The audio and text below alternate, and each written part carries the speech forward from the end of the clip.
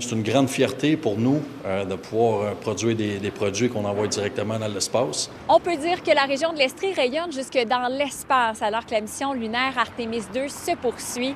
C'est l'entreprise Apillac de Cowansville qui a été choisie pour fournir les repas déshydratés à l'astronaute ontarien Jeremy Hansen.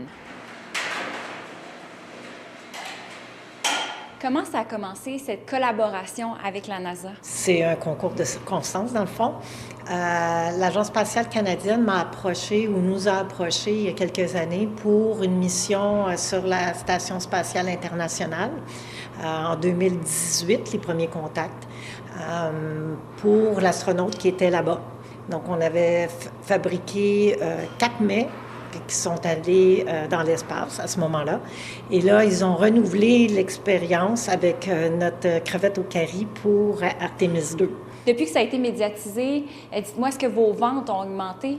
Puis, ce matin, il y avait 3 fois plus de commandes que d'habitude, que les autres débuts de semaine. Alors, oui, ça a un impact. On est bien content de ça. Plus les gens nous connaissent, plus c'est apprécié. Et c'est bon pour nous.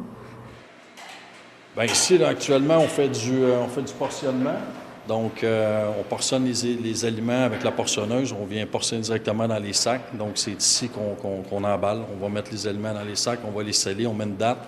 On fait nos tests de qualité là, pour s'assurer que tout est conforme, prêt à envoyer au client.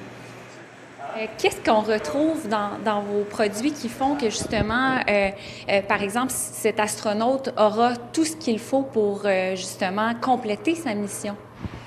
Les produits sont super bien équilibrés. Dans le fond, ils sont riches en protéines, ils ont des fruits et légumes à l'intérieur, c'est pas riche en sucre. Comme c'est des produits qui sont séchés à froid, la valeur nutritionnelle puis la valeur organoleptique ou sensorielle, dans le sens que la texture, la couleur, le goût demeurent une fois que c'est réhydraté, bien, ça convenait très bien.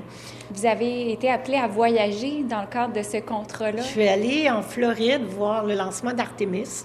Ça m'a vraiment étonnée de voir la quantité de personnes qui peut travailler sur une mission de ce genre. Lors du décompte du 10 secondes avant le lancement, c'était vraiment impressionnant. Tout le monde calculait en même temps.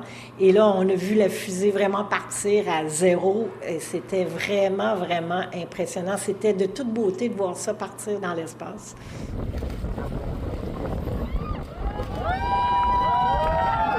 Alors, si tout se passe comme prévu, la mission Artemis II devrait être complétée le 10 avril prochain.